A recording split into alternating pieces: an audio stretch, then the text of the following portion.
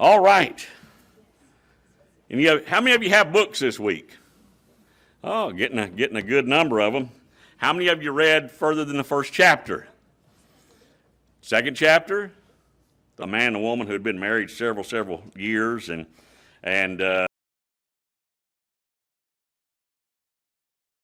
divorce was not an option.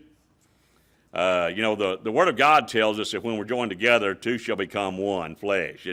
And also in the book of Proverbs, it talks about the fact that it's better to be two than just one, because if one falls in the ditch, then you have someone to pull you out. Okay? And so you'd think that any time that two people would come together in that union, and we're not going to just talk about marriage, we're going to talk about all kinds of relationships, because, you can love people who you're not married to, and you can be married to people you don't love. I hate to say that, but it's possible, okay? And in their situation, it wasn't that they didn't care for each other. Going into this marriage, they had high hopes, and really, what's funny about so many times about relationships is the very things that attracts us to someone else is actually the very thing that ends up being an irritation later on in life. And, how many of us go into a marriage thinking that if there's any deficiencies in that other person, that, hey, we've got the power, we got the ability, we got the stay-attunedness to it, that we're gonna bring them around and change them. And, hello? That you thought, how'd that work out for you? It's pretty good. Okay, well, he looks changed. And so, we're talking about two people. Their names was Gladys Jordan and John Jordan. He was in business for himself, and he was a contractor. And from what I could tell, he probably was into pouring lots of concrete, a lot of that kind of work. And you know what? That's work. For any of you who've ever done that, there's a few things that I just don't choose to do anymore in life. And one of them's to do concrete work. One of them's to do tile work, another one's to do roofing. And every one of those is very work intensive. And he was proud of the fact of the business that he had generated, and he was proud of how successful he had been. But he spent a lot of time working. And Gladys was a stay-at-home mom. She had raised 3 kids. They had all gotten out of the house. One of them had become a successful businessman. The daughter was a successful nurse. And one of them, the youngest one, well, he's coming along. He's getting better. It's kind of the kind of tone we get from her. And so we see this situation to where, they said divorce is not an option. And I'll be honest with you, that's exactly what me and my wife said when we married, was divorce was not an option. And it's a good thing we came into it with that, because there was times when I believe she would have gotten rid of me. And but I just kept reminding her, divorce is not an option. And I'll be brutally honest with you, if it had not been for us, we weren't always serving in church, but most of that time we were in church, and we served in some kind of capacity, to the point where we were dedicated to it, and we had to stay faithful. And because of that, there was a lot of times when times were difficult, and if it had not been for the church and our life in church, and there was time, I can't tell you how many times we went to church and we didn't want to be there, especially going over. And how many times that we would, on the way to church, we'd be fighting and bickering over things. And the minute you get out of the car and go into the church, and if I was leading singing, teaching classes, and she was helping out with ladies' things, and we had to be nice. We had to grin. We had to fake it. At the time we were there, our pastor's wife would tell us, "Fake it till you make it." And you know what? I hated that saying, but you know what? I cannot say that we ever left the church house after we went in kind of disgruntled that we didn't come out and it was okay, because we'd given the Word of God, we'd had allowed that environment to have its jurisdiction over us and work over us. But we talk about two people coming together, and and that relationship we have, and it should be a good thing. But tonight we're going to talk about a topic, and you're going to find that in mine, in this here, it's in page 10, but it's not going to be that far over, I don't think, in your books. I've got mine on my iPad. We're going to talk about codependency. Codependency. How many of you have never heard that term before? So everybody has an idea about what codependency is, right? You kind of got an idea? Then what is it? Somebody want to give me don't look in your book, don't read it out of there. Tell me what you think codependency is. Dependent on somebody. Okay? Dependent upon somebody. Do what now? Dependent on somebody. Okay, dependent on somebody or dependent. And so, thing.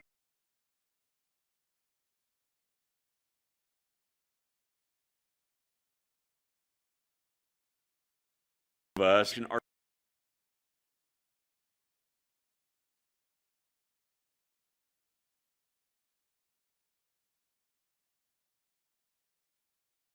somebody else, something else, or some.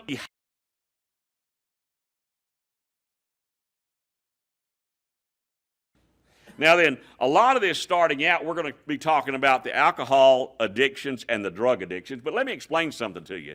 Addictions go farther than that, much farther than that, because we can be addicted to a lot of things.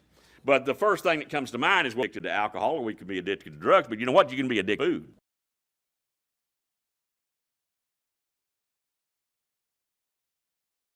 And you can be addicted to sex. And there's a whole lot of addictions out there that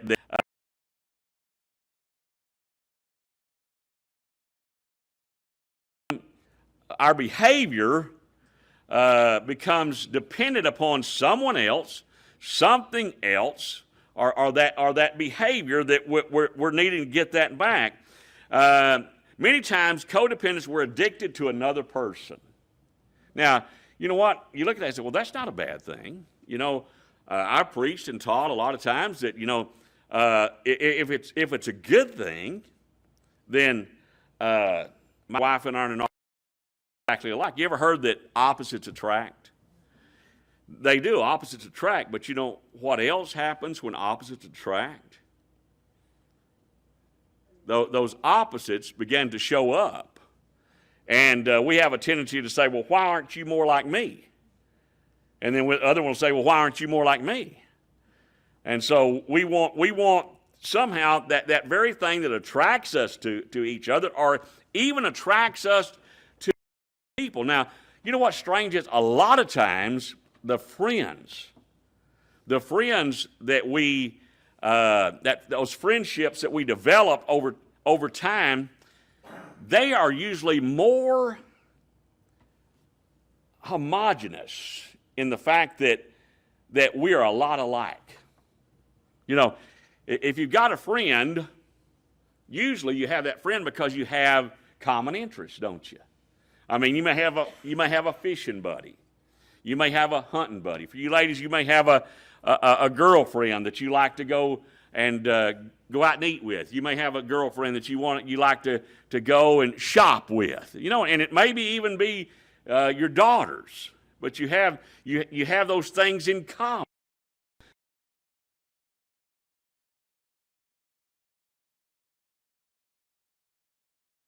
Time coming into conflict. But we're codependent. We learn. How many of you in here have been married 20 years or more? How did you make it? Well, I was married. Do what? Okay, you were. Yeah, you were. Okay. And so you go, how did you make it? How did you make it? Because you know what? The average length of a marriage in America today is about 7 years. And that's average because a lot of them don't last that long. I have been reading about there's a lot of marriages today that don't last 2 years. And you know what the thing about it is? In those cases, usually they have lived together for at least that long and not been married. But then they get married, and all of a sudden it begins to be a crisis situation. But and so it's kind of weird. But where this codependency is I'm going to depend on you for certain things, and you're going to depend on me for certain things. What happens when we don't have the ability to meet expectations? Let me ask you a question first of all. If you had a friend that you were trying to build a relationship with, just a friendly relationship, let's go do things together, and that friend just continued to stand you up. They were always late. When you go out to eat, they're always fumbling for their wallet, and they out-fumble you, and you always get to buy the meal. Or if you go somewhere, and every time you go somewhere, you got to take your car. And, when you're out there, and they stay on the phone or texting and the whole time you're together. We have certain expectancies of each other, don't we? And so those expectancies sometimes and many times will cause problems. Because normally, in a codependent relationship, the other person, whether it be a friend or whether it be a spouse, or whether it be someone that we're hooked up with, normally that person cannot fulfill all of our expectancies. What happens when that takes place? Help me. You're not happy. Let me ask you, since we're on that topic, happy, what if they met all of our expectancies? Why?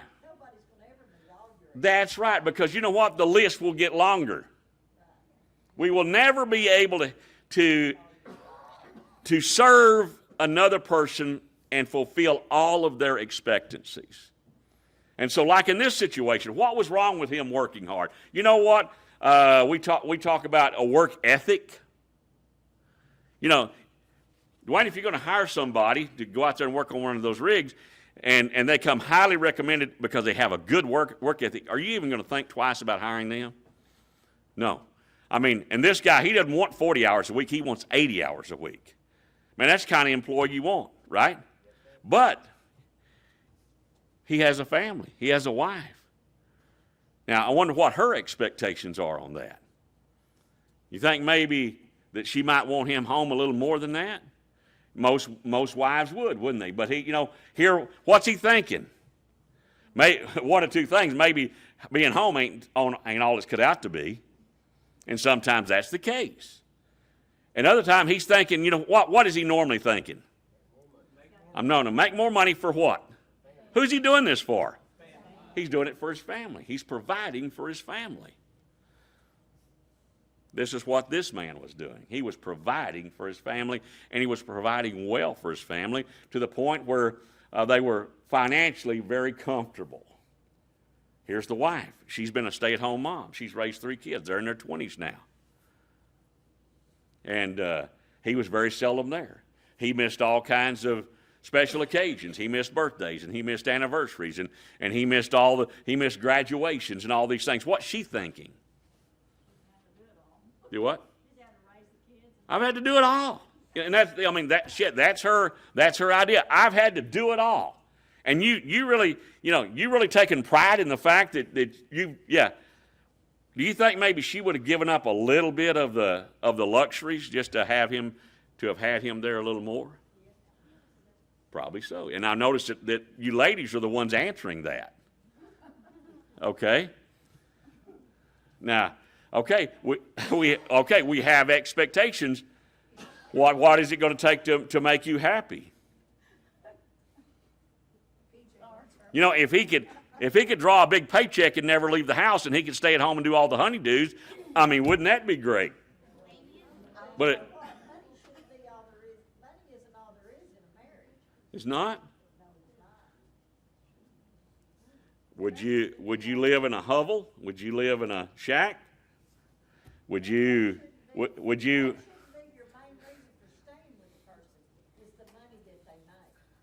No, it shouldn't be the main one. No, it shouldn't be. But do you throw those kind back? Well, I'm not saying that you throw them back. But we're going to change them, aren't we? No. No? Because you're not going to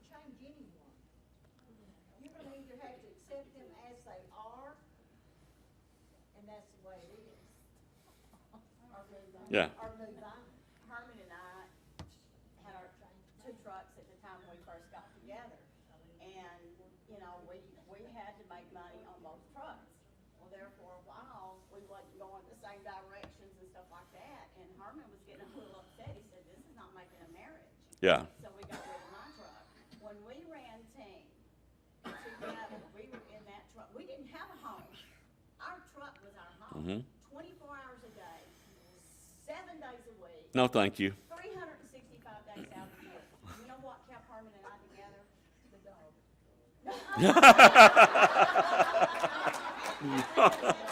The dog. The dog. She had the dog. More than one in a truck? Oh my goodness. Go ahead. Go ahead. At one time. Oh, good land.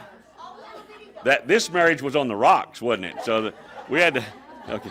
Okay. What It was going to the dog. kept us together is that we would have our time together. We would read our Bible together. But then there were times that he would be on his laptop playing games, and I'd be watching TV. But then it'd be like, that TV's too much noise. I can't, I can't. Or that.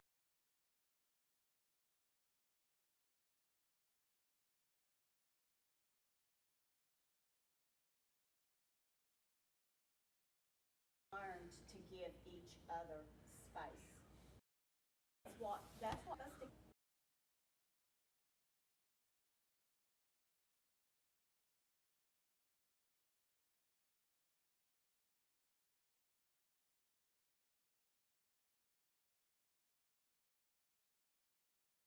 I know you were working to provide for me and the kids, but I didn't expect you to entertain me. You know, even now with the kids being gone, I can still find things to do at the house and yard. Cause problems when our wife expects her husband. What about husbands too? Yeah, it works both directions.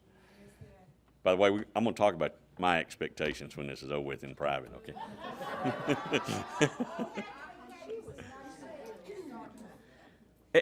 Absolutely, but that's where codependency comes in, is the fact that we're not happy with ourselves.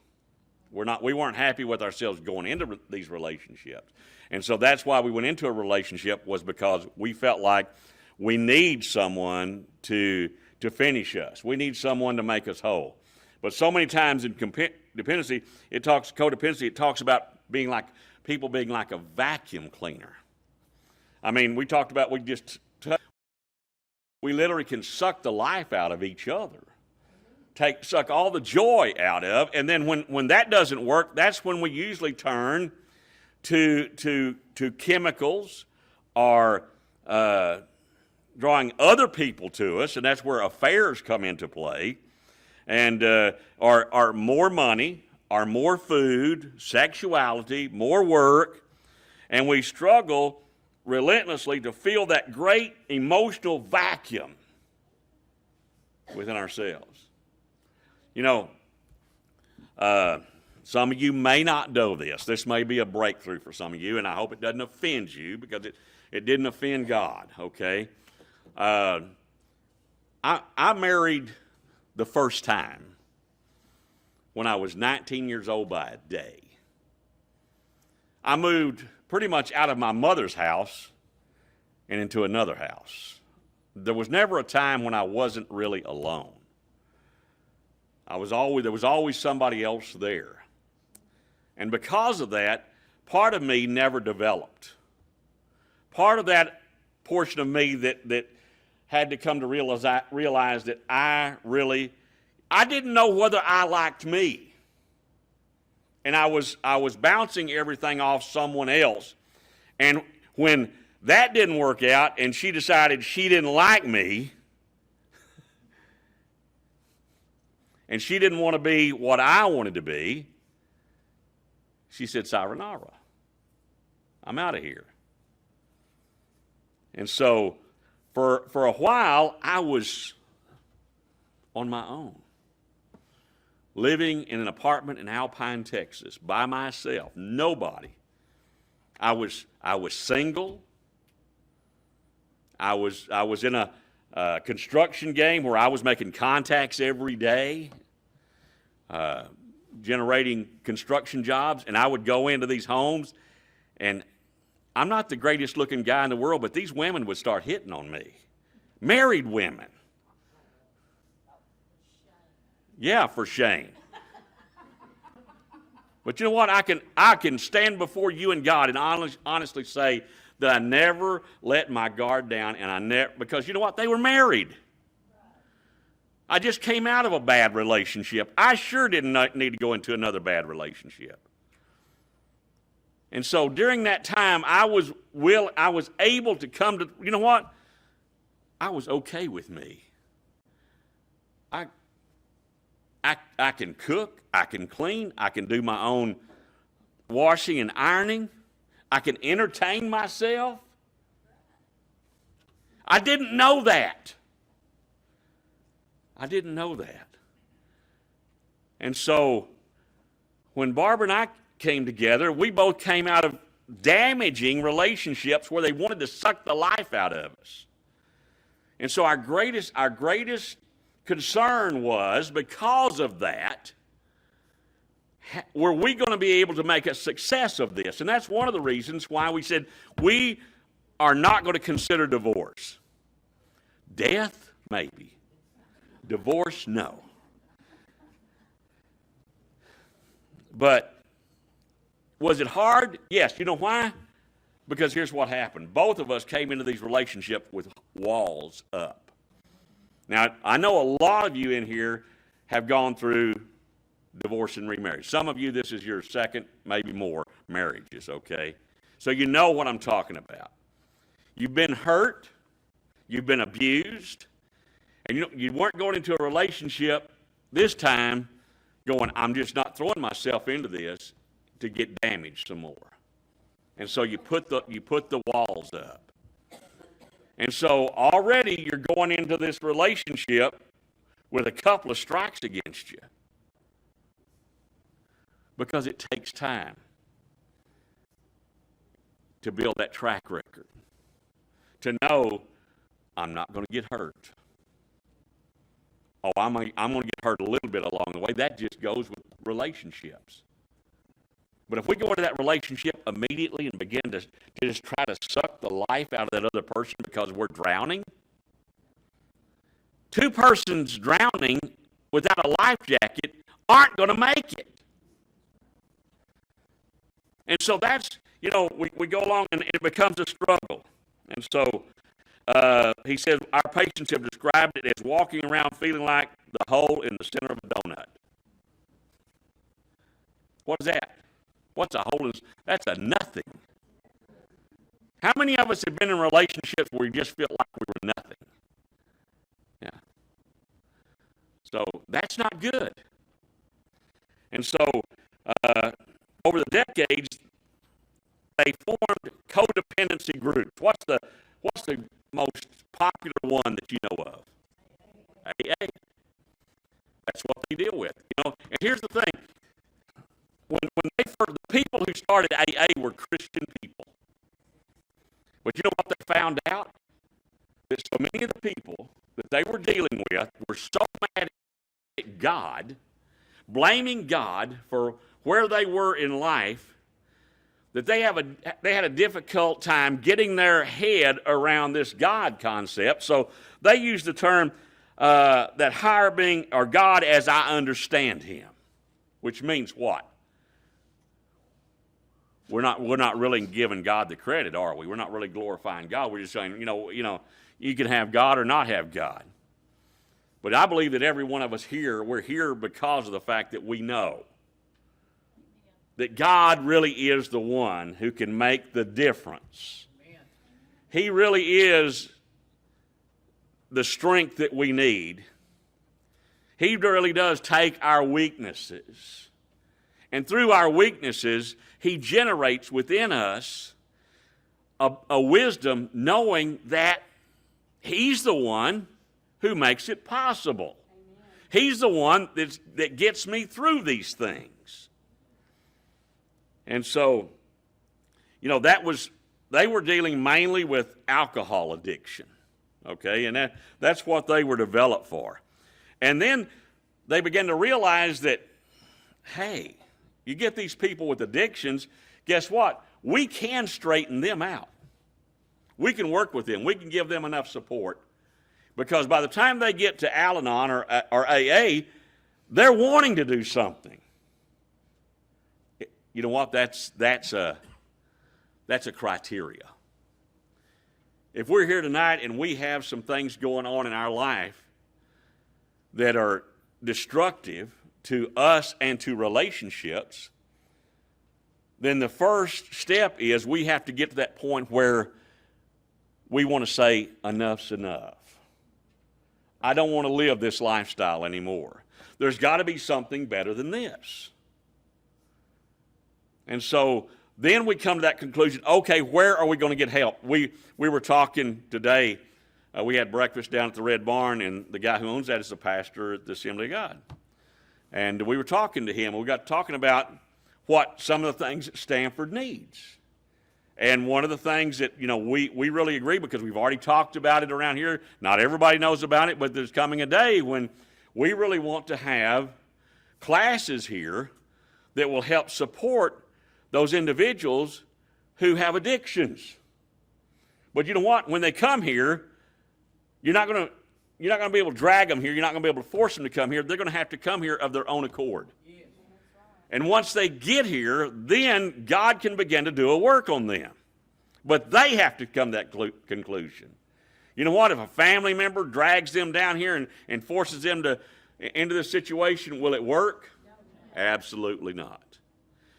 And there's several of us in here, more than several, that have had our struggles with addictions. And we know. From our perspective, we know that that's true, that we had to come to that conclusion, that we need help, and we're not going to get it from the world. Okay? And so so then they figured out, okay, we can get this person clean, but they're in a relationship, they're married, they have children. You would think that would, if we can get that person clean and get them healthy and get them on the right road, everything's going to be hunky-dory. Why isn't it? Why isn't everything okay?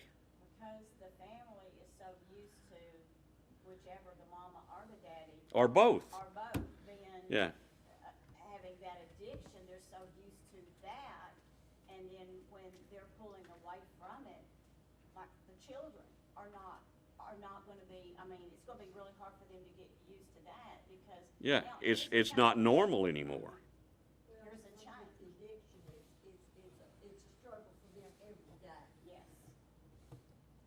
The one that has the problem is a daily, moment by moment struggle. Okay. At all times. Okay. Yeah, it is. The one with the addiction? No. It's the family's No. going through Not just as much struggle. not. I have to disagree with you, Well, because I don't think about mine every day. I don't think about mine at every moment, or I'd be living in defeat all the time. Well, it is till you get to a certain point. Okay, but you can reach that point. You can reach that point.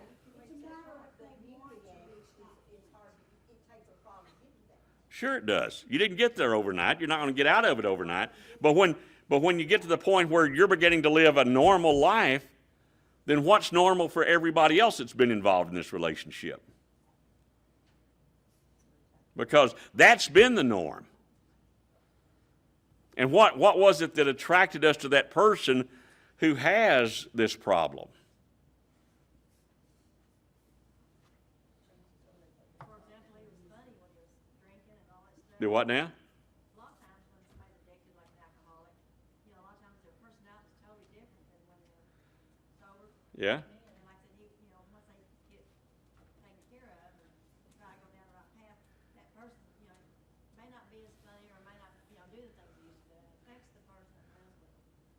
Yeah. I know, my daddy was totally different when he was sober. But you know, we're living in what that norm is.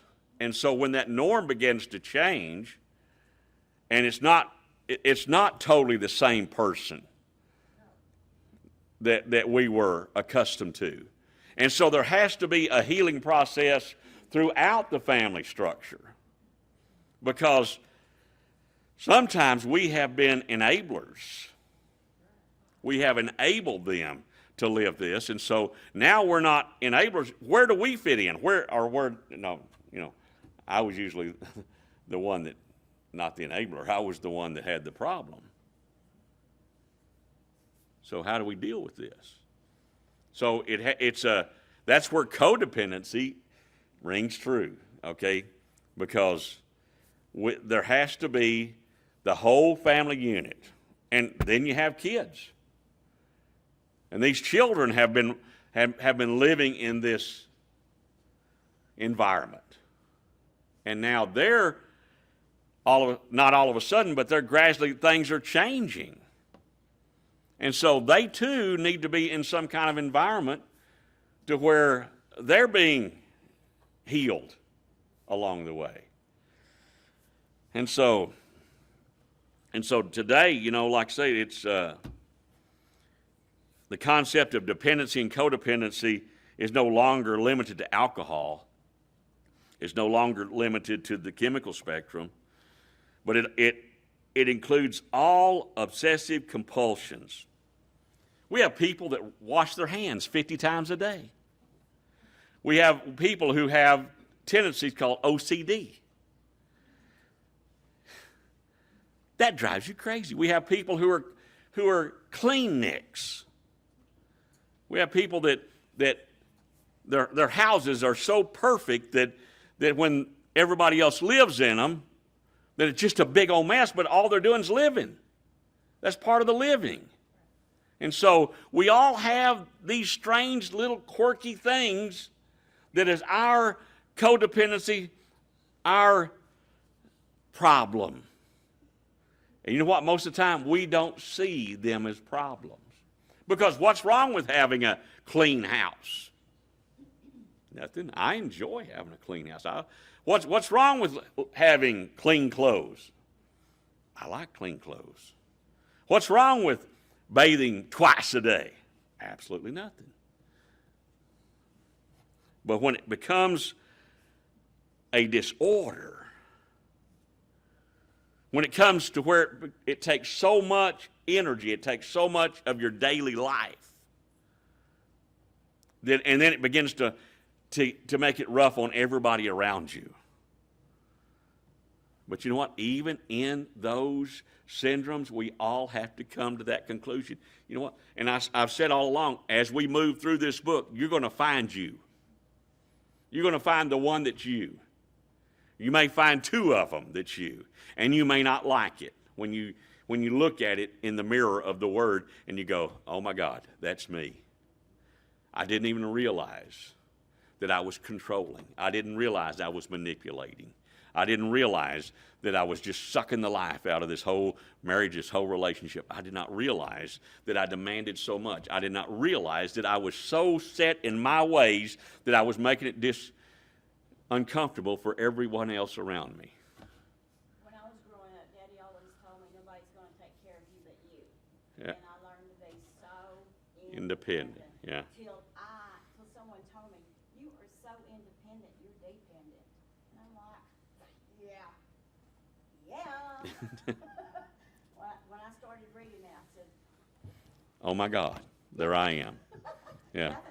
Definitely. And Yeah. I didn't realize it. And so I'm going to tell you right now, some of this is going to be painful. Are you ready for it? It is.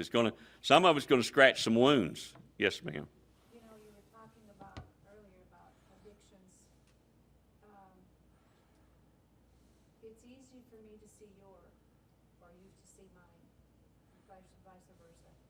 But until you've walked in that person's shoes, Amen. you know, I might think their situation is worse than mine, but I'm not in their shoes. shoes. I might think, hey, pull yourself up by your bootstraps, get over it. Yeah. But I'm not in their shoes. That's right. I told my daughter in May, before she died in September, and I told her, and I have to say I'm ashamed that I didn't do it in love. I was frustrated. I was trying my best to make her well. And I told her, Rebecca, you get up from this pit and you pull yourself up by the bootstraps and you straighten up or you're dying. And you're not just dying, but you're taking your kids with you. And I sounded angry, and she looked at me like, Mom, as a baby girl, I'm not mad at you. I am mad at the devil that's doing this to you. But you see, I wasn't in her shoes. Right. I didn't know what it felt like to have that grip on my life. Right. Like she did. And I was so quick to think she could just straighten And up she and couldn't. fly She could not pull herself up by her own bootstraps. It doesn't work that way. She had court-ordered rehab. She put herself in rehab. She did everything in the world. And I still thought, come on, girl, you can do it, you can do it. But she couldn't. See, unless you walk in their shoes, unless you walk in my shoes, I don't know what you're going through. Right. I didn't know what she was going through, but I do believe that there is an answer for all of that, and I think we're on the right path. I hope.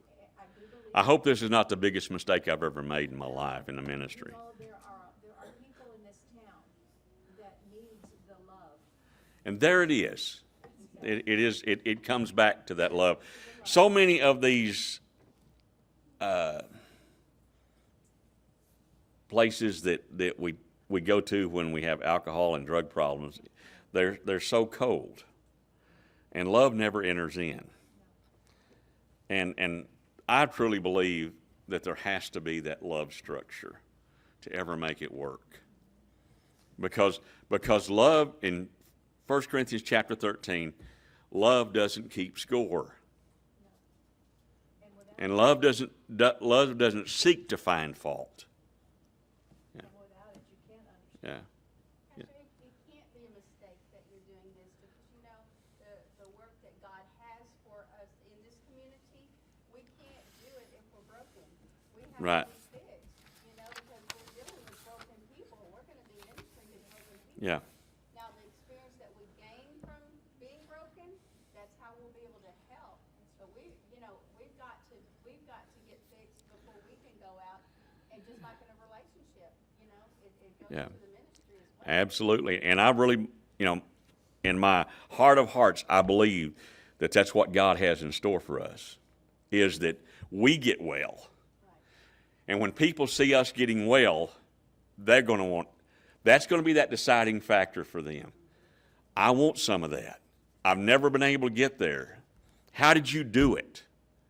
And then we can take them step by step through it, loving them through it the whole time. Because that's what it's going to take. And they're going to disappoint. They're not going to measure up to our expectations sometimes, but it's 3 baby steps forward and a step back. But is it going to be worth it? We wrestle not against flesh and blood, but against principalities and power in high places.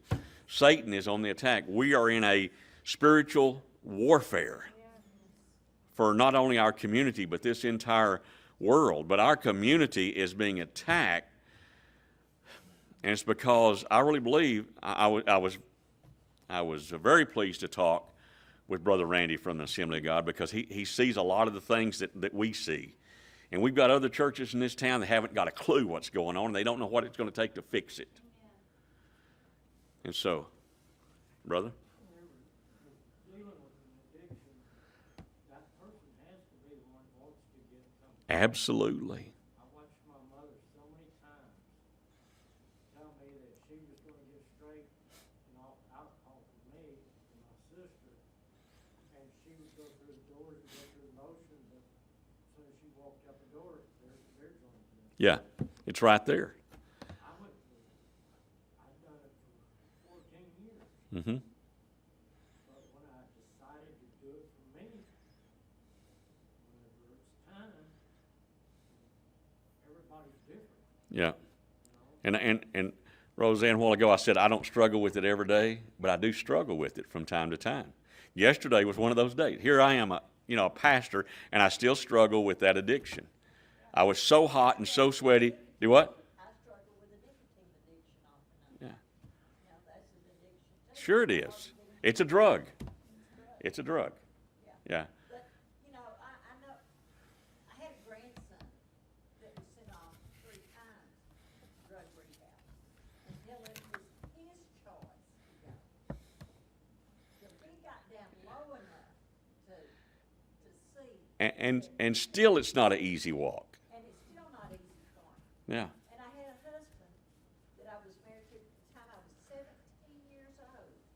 And we were married for 44 years. And he drank. He could float a battleship at times. I'm not ugly, so drinking wasn't all Yeah. of it, but Yeah. And so many times it's not just one. So that's why I said we'll see ourselves maybe in more than one of these situations. right.